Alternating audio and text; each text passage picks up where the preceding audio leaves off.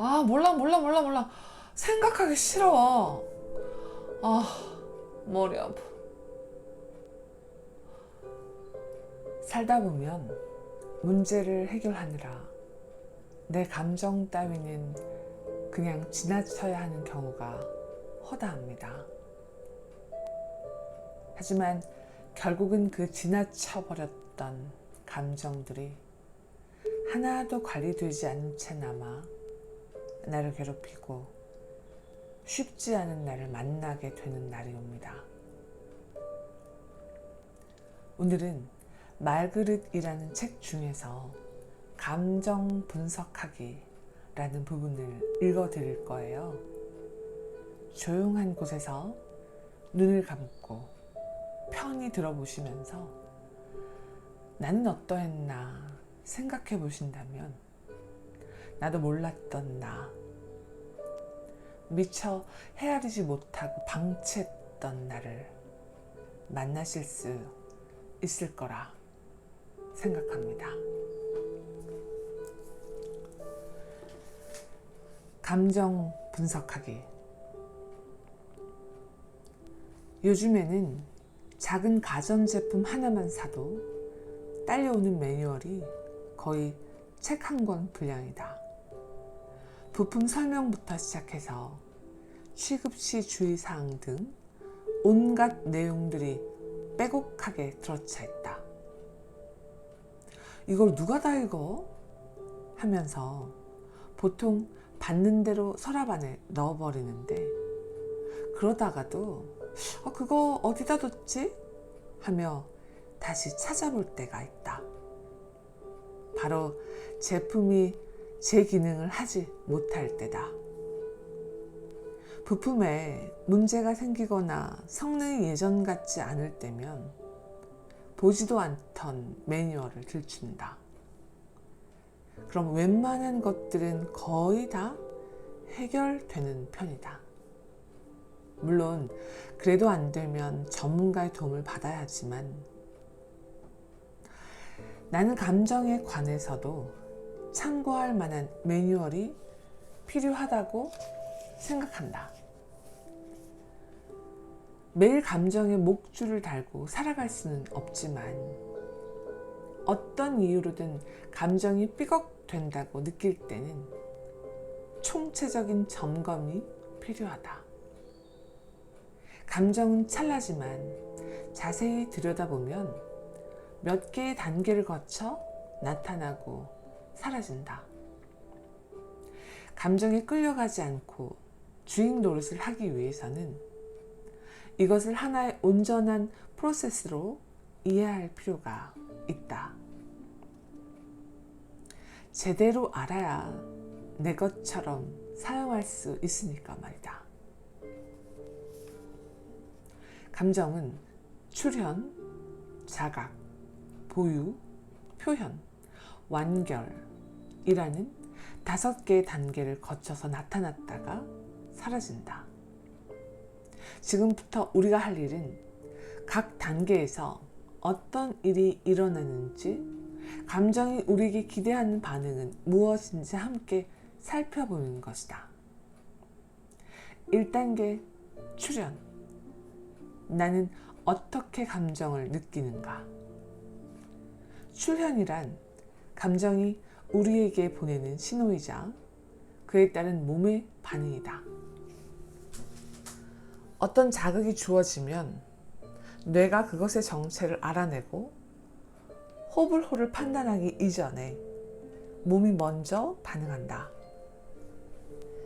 그리고 그 반응은 심장의 두근거림, 손떨림, 동공의 확장, 체온의 상승, 얼굴이 화끈거림, 몸의 경련, 가슴의 조임, 위장의 쓰림 등으로 다양한 방식으로 나타난다. 만약 이 몸의 신호를 잘 알아채는 사람이라면 감정에 더 예민하게 반응할 수 있다.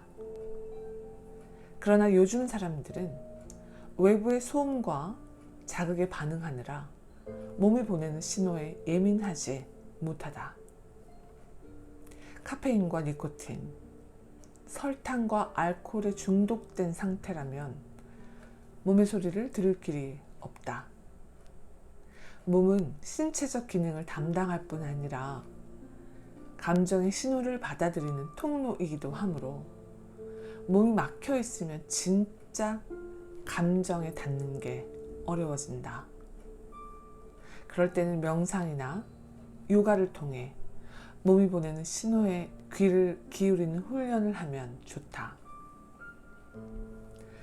바쁘다는 이유로 무시했던 몸의 감각들을 살리기 위해 호흡, 땀, 체온 변화, 심장 소리, 혈류의 움직임 등에 집중해보자.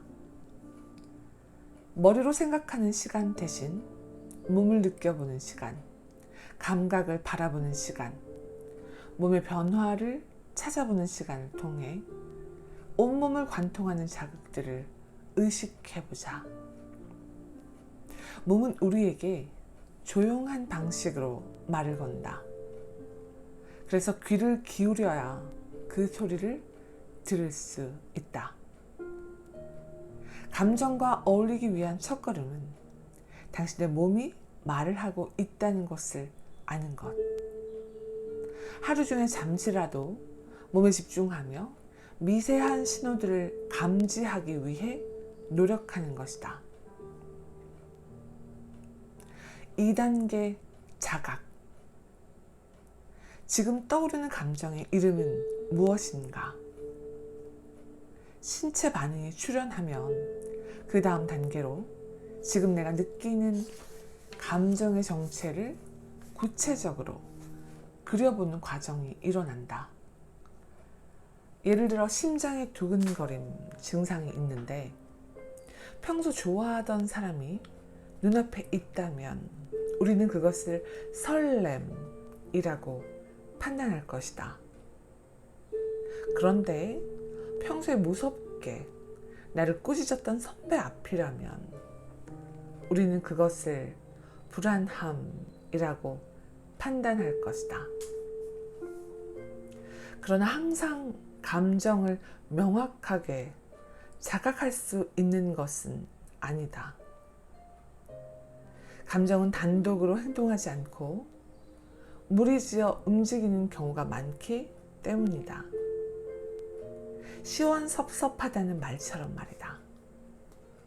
슬프기도 하고 기쁘기도 하고 좋기도 하고 아쉽기도 하고 감정은 페이스트처럼 여러 층을 이루고 있기 때문에 파악하기가 쉽지 않다.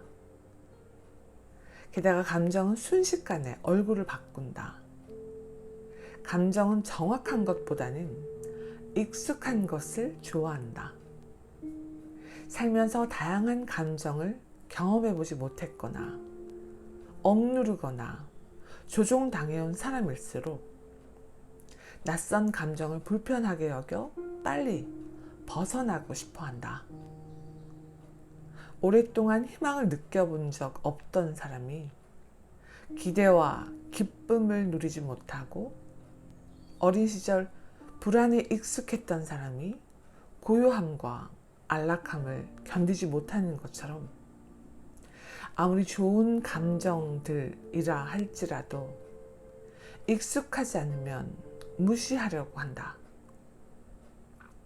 그래서 오랫동안 특정한 감정에만 노출된 사람일수록 감정의 얼굴이 더 빨리, 더 자주 바뀐다. 느낌에 대한 신뢰가 없기 때문에 낯선 감정들을 피하거나 왜곡시켜버린다. 반면 어릴 때부터 감정을 존중받아온 사람, 자연스럽게 감정을 표현하고 나누는 관계를 맺어본 사람들은 다르다. 그들은 감정을 제대로 알아차리고 그것으로부터 도망가지 않는다. 위장된 감정들 사이에 숨어있는 진짜 감정을 찾아낸다. 진짜 감정을 찾는 것이 중요한 이유는 그 안에 말하고 싶은 핵심이 있기 때문이다. 감정은 우리에게 무엇인가를 알려주려고 한다. 감정의 이면을 잘 살펴보면 전하고 싶은 속내, 간절히 바라는 욕구, 이루고 싶은 목표들이 숨겨져 있다. 어떤 감정의 문을 여는가에 따라 그것과 닮은 말이 따라온다. 따라서 마음과 다른 말을 하지 않기 위해서는 복잡한 감정들 사이에서 진짜 감정을 인식하는 연습이 필요하다.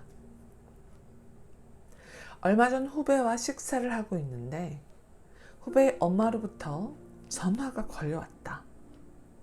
전화를 받는 후배는 옥신각신 하더니 됐다고 내가 알아서 해요 하는 말로 대화를 마무리하더니 고개를 숙인 채 전화기만 만지작거렸다. 무슨 일 있어? 아니요, 자꾸 음식을 해서 보낸다잖아요. 잘 먹지도 않는데. 그랬구나. 그 말 들을 때 기분이 어땠는데? 아, 죄송하죠. 몸도 안 좋으신데. 아, 짜증난 게 아니라 죄송한 거였구나. 네? 아, 제가 짜증내는데 익숙해졌나 봐요. 후배는 고마움과 미안함 대신 짜증이라는 감정의 문을 열었다. 짜증의 문고리를 돌리고 나니 그 감정에 맞는 단어와 말투가 뒤따라 나왔다. 만약 후배가 엄마 음식 보내지 마요. 자취하면서 안 챙겨 먹을까봐 걱정하시는 건 알아요. 근데 엄마 몸도 안 좋잖아요. 보내주셔도 제가 잘 안 먹게 되니까 미안해서 그래요, 엄마. 걱정 안 하게 제가 스스로 잘 챙길게요. 하고 진짜 감정을 전했다면 관계는 어떻게 달라졌을까? 그 전화를 끊고 나서 엄마는 어떤 마음으로 하루를 보내게 됐을까? 무뚝뚝한 아버지 밑에서 감정을 절제하며 살았던 아들이 아버지에게 진심을 말하려면 어떻게 해야 될까? 일단 먼저 자신의 진짜 감정을 알아차려야 한다. 그 핵심 감정을 의식하지 않으면 두 사람 사이에 자리 잡은 익숙한 감정을 따라 결국 똑같은 대화를 반복하게 된다. 어색하고 쑥스러워서 그런 말은 못하겠다고 손사래를 치지만 그것 역시 부끄러움이라는 익숙한 감정에만 귀를 기울이고 있다는 뜻이다. 숨바꼭질 중인 감정을 찾아내야만 마음속의 말을 할 수 있다. 적어도 후회하는 말을 줄일 수 있다. 감정을 제대로 다루지 못하는 사람일수록 욱하며 반응하거나 좋아 혹은 싫어, 편안해 또는 불편해로 감정을 이분화한다. 대화 중에 감정을 지각하는 능력을 키우려면 3초 동안 진짜 감정 찾는 연습이 필요하다. 나는 이것을 잠시 멈춤 질문이라고 부른다. 감정이 출현한 그 순간 3초 동안 아래 질문을 되새기며 스스로에게 답하는 것이다. 지금 이것은 어떤 감정일까? 이 감정이 내게 말하는 것은 무엇일까? 후배의 통화 장면으로 되돌아가 보자. 후배는 엄마의 전화를 받으면서 감정의 출현을 감지한다. 미간이 좁혀지고 한숨이 나는 등 동시에 여러 감정들이 하나의 덩어리가 되어 쏟아지기 시작한다. 이때 습관적으로 정말 또 하며 짜증을 내기 전에 3초만 이런 질문을 던져본다면 아마 전혀 다른 결과가 나타날 것이다. 질문. 지금 이것은 어떤 감정일까? 대답. 짜증, 미안함, 고마움, 죄책감. 질문. 이 감정이 내게 말해주는 것은 무엇일까? 대답. 음식을 버리고 나면 엄마한테 미안하고 죄책감이 든다. 그것이 나를 불편하게 한다. 하지만 엄마는 나를 걱정해서 그러는 거니까 상처받지 않게 그 부분을 설명해야겠다. 이 방법을 이용하면 인식할 새 없이 흘러가 버리는 감정을 객관화시켜 찬찬히 바라볼 수 있게 된다. 더불어 본질적인 메시지에 집중할 수 있게 된다. 당신 하루에 몇 가지의 감정을 알아차리는가? 의식하지 않고 그대로 쏟아내는 습관적인 감정은 무엇인가? 서운함과 당황스러움을 어떻게 구분하고 느끼는가? 짜증과 불안의 감정을 명확히 다르게 인식하는가? 위 질문에 답하기 위해서는 감정에 관심을 가지고 이름표를 달아주는 연습이 필요하다. 처음에는 낯설겠지만 가까이 지내고 싶은 친구의 이름도 모르면서 친해질 수는 없는 노릇이다. 3단계 보유. 어떻게 감정을 보관하고 조절하는가? 다음은 감정을 보유하는 단계다. 알아차린 감정을 무작정 쏟아내지 말고 말그릇 안에 보관하기 위해서는 감정에 압도당하지 않으면서 스스로를 진정시키는 능력이 필요하다. 감정을 주체하지 못하는 사람들은 부정적인 감정을 느껴지면 다 너의 탓이야 라고 남을 원망하거나 반대로 다 내 잘못이야 하며 자책감으로 무너지기 쉽다. 말그릇이 감당하지 못해 쏟아진 말은 대개 후회를 낳는다. 공간이 비좁아 새어나간 말은 정돈되어 있지 않기 때문에 누군가에게 상처를 주기도 하고 당신에게 찾아올 좋은 기회를 날려버리기도 한다. 그렇다면 감정을 보유할 줄 아는 사람들은 어떤 특징을 지녔을까? 꽤 오랫동안 이 질문에 대한 답을 찾아다녔다. 어떤 사람은 지나가는 말에도 열을 내고 또 누군가는 꽤 기쁜 나쁜 말에도 동요하지 않는다. 어떤 사람에게는 도저히 참을 수 없는 일, 다른 사람에게는 감당할 만한 일이 되는 이유는 무엇일까? 그것은 개인의 자존감과 깊은 상관관계가 있다. 자존감을 대중에게 처음으로 알린 미국의 심리학자 너세니얼 브랜든은 그의 책 자존감의 6기둥에서 자존감과 의사소통, 그 중에서도 감정의 상관관계에 대해서 조명했다. 그는 자존감이 높은 사람일수록 다른 사람에게 관대하고 적절하게 의사소통을 할 줄 안다고 말했다. 자신의 생각이 가치 있다고 믿기 때문에 명확하고 표현하는 것을 두려워하지 않는다고 주장했다. 반대로 자존감이 낮은 사람은 다른 사람과 의사소통할 때 모호하게 이야기하며 대화 중에 부적절한 반응을 보이기 쉽다고 한다. 자신의 느낌과 생각에 자신감이 없어서 상대의 반응에 쉽게 불안을 느끼는 것이다. 특히 자존감이 낮은 사람은 불안이나 불확실함처럼 부정적인 감정과 마주했을 때 쉽게 자신의 실체를 드러낸다. 반대로 자존감이 높으면 부정적인 감정을 받아들이고 다루고 극복하는 일은 어려워하지 않기 때문에 겁을 먹거나 압도당할 가능성이 적다.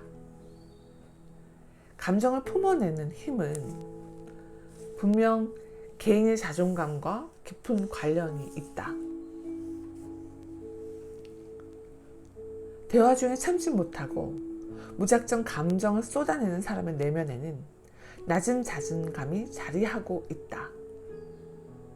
체면 때문에 안 그런 척하지만 감정 앞에선 허약한 자존감을 드러낸다. 너 내가 우습게 보여? 어디서 감히?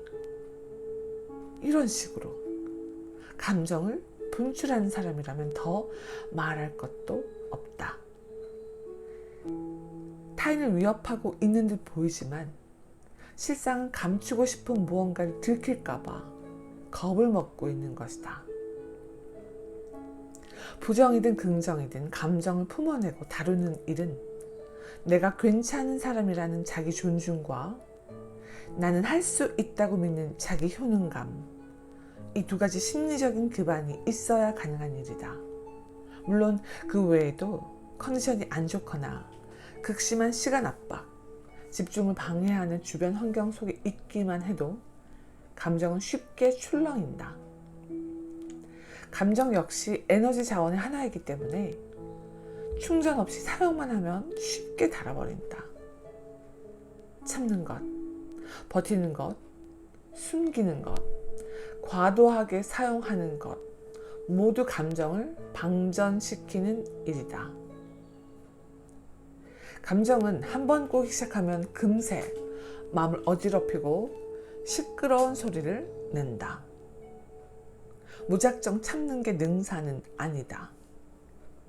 오히려 주도적으로 감정이 흘러갈 다른 길을 만들어 줘야 한다. 이지영 저자의 정서조절 코칭북을 보면 인지적, 체험적, 생리적, 행동적 차원에서 감정을 조절하는 4가지 방법이 자세하게 나와 있다. 먼저 인지적 방법에 대해서 알아보자. 인지적 방법이란 생각하는 방식을 바꿈으로써 감정을 조절하는 방법이다. 현재 마주한 상황을 이성적이고 합리적으로 생각하려고 노력하고 상대 기분을 객관적으로 이해하려고 애쓰면서 최대한 나에게 득이 되는 방향으로 사고하는 방법이다. 인지적 방법을 사용하는 사람들은 감정이 격하게 올라올 때 저 친구도 사정이 있었겠지? 왜 그랬을지 한번 생각해보자. 와 같은 식으로 감정을 조절한다. 두 번째, 체험적 조절 방법이란 정서를 충분히 느끼고 표현함으로써 감정을 조절하는 법을 말한다. 불쾌한 감정이라도 피하지 않고 오히려 충분히 음미하는 것, 혹은 기분 좋은 상상을 하면서 감정을 전환시키는 것. 타인과 자신의 감정에 대해 이야기하면서 느낌을 공유하고 공감과 위로를 얻는 방법 등이 여기에 속한다. 일을 제대로 처리하지 못한 동료 때문에 혼자만의 시간을 갖거나 그에게서 도움받았던 일들을 떠올리며 감정을 진정시키거나 퇴근길에 친구와 한잔하면서 대화로 현재의 감정을 풀어낼 수 있다. 세 번째, 생리적 방법이란 신체, 생리적인 요소를 변화시켜서 감정의 변화를 만드는 법이다. 복식호흡이나 명상을 하는 것, 기분이 좋아지는 그림이나 사진을 보거나 마음에 드는 차 한 잔을 마시는 것 등을 말한다. 마지막으로 행동적 방법이란 적극적인 움직임을 통해서 감정을 변화시키는 방법이다. 음악을 듣거나 영화를 볼 수도 있고 산책이나 운동 등 기분을 바꿀 수 있는 활동을 할 수 있다.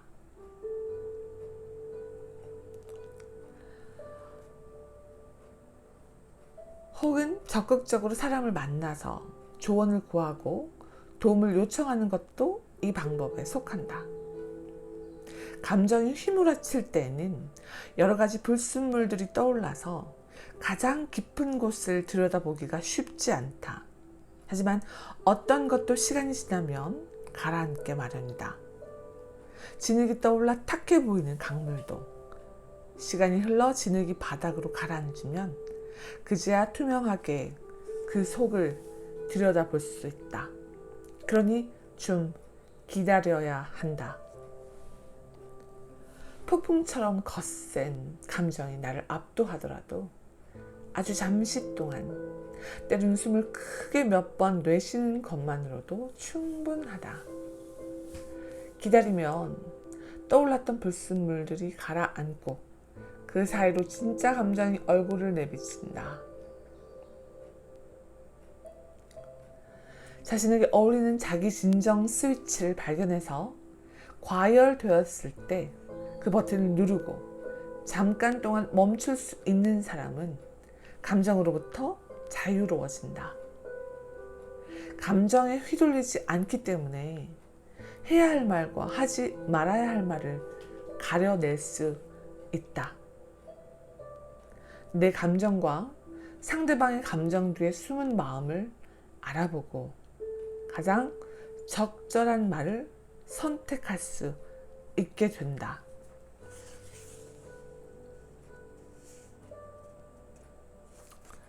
방금 전 5살 난 아들은 또 엄마 미워 싫어 외치면서 안방문을 쾅 닫고 들어가 버렸다.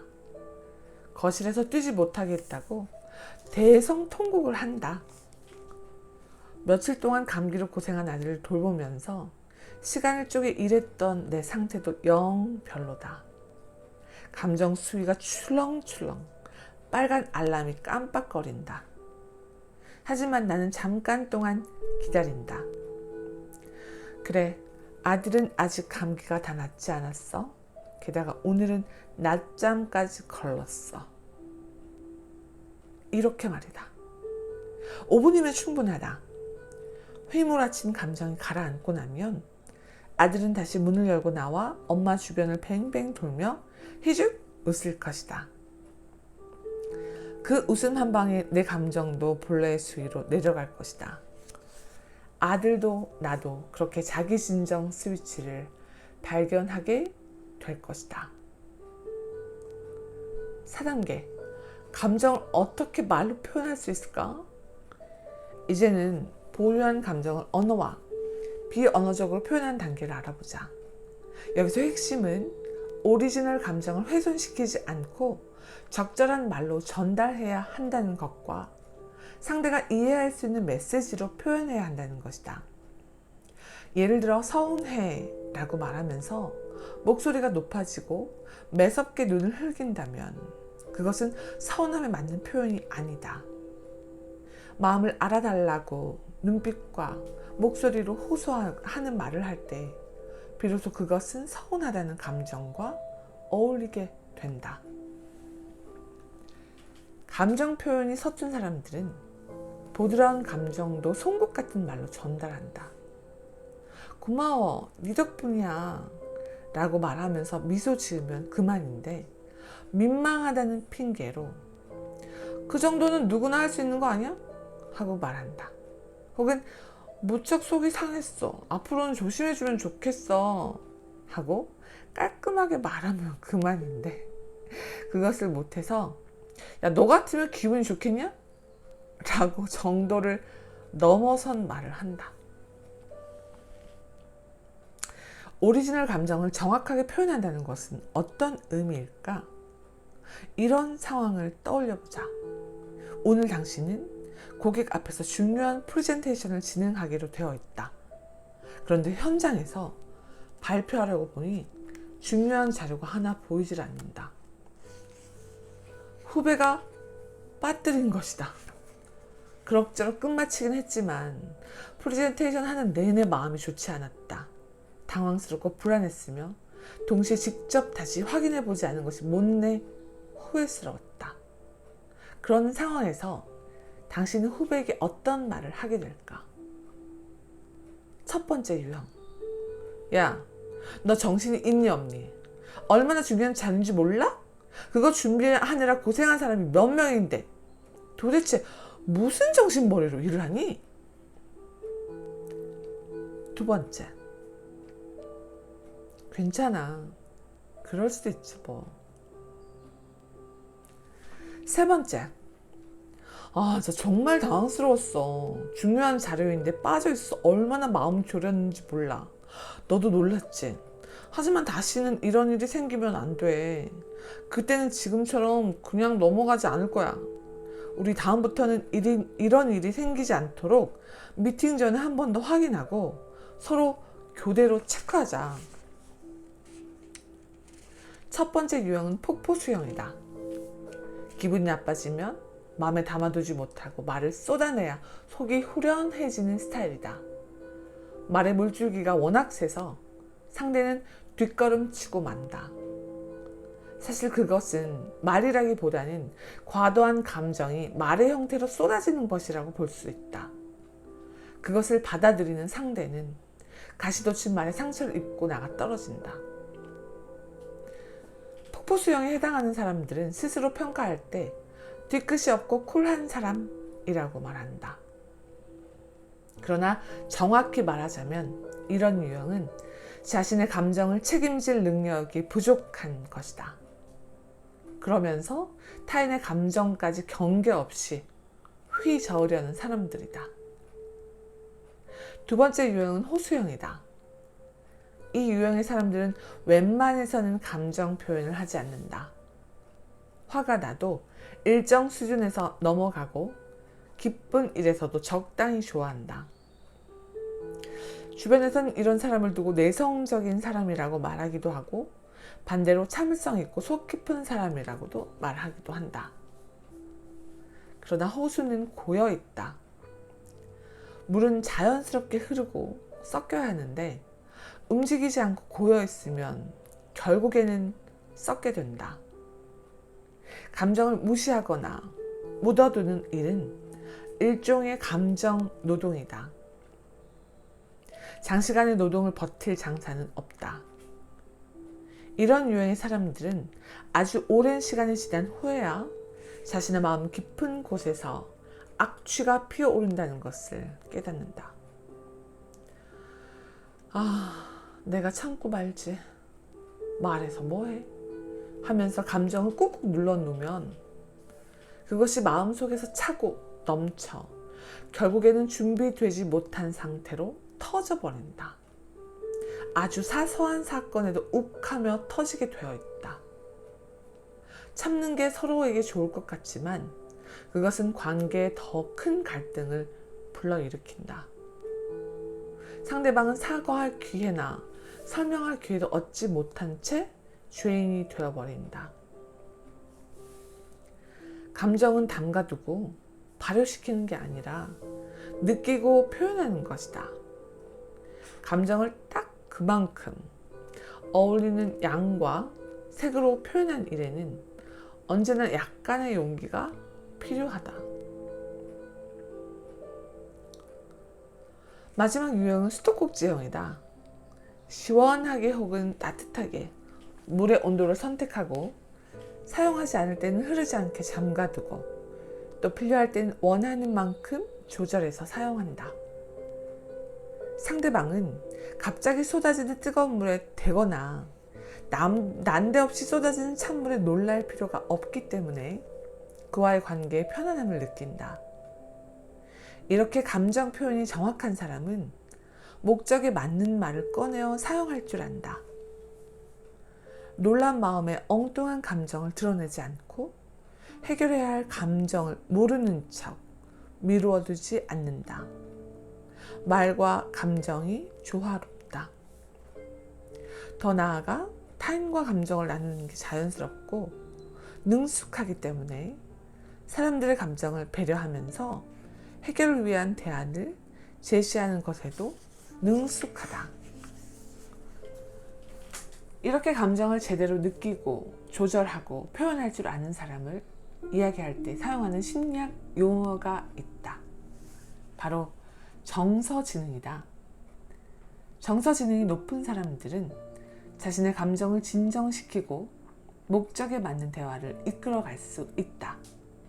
물론 자신의 감정뿐 아니라 다른 사람의 감정을 이해하면서 관계를 맺는 능력까지 뛰어나다. 폭포수형이라면 감정을 정확하게 느끼고 보유할 수 있는 힘을 길러야 하고, 호수형이라면 감정과 정면으로 마주하고 명확하게 표현하는 연습을 해야 한다. 감정은 내다버리는 쓰레기도 아니고 금고에 고이 숨겨두어야 할 금덩이도 아니다. 고장나면 고치고 하루에도 수십 번씩 틀고 멈추기를 반복해야 하는 생활 필수품이다.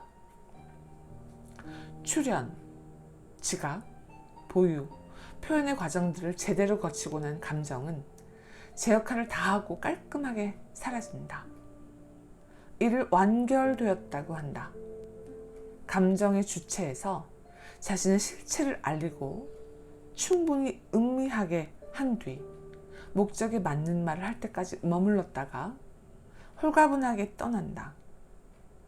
감정은 억지로 다루지 않으면 스스로 자신의 자리를 정리할 줄 안다.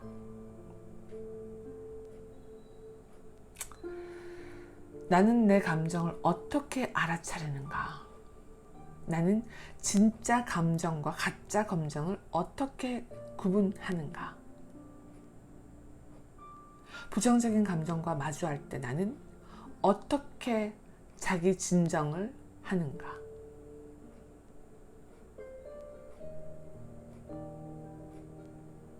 나는 감정에 알맞는 말을 사용해서 표현할 줄 아는가?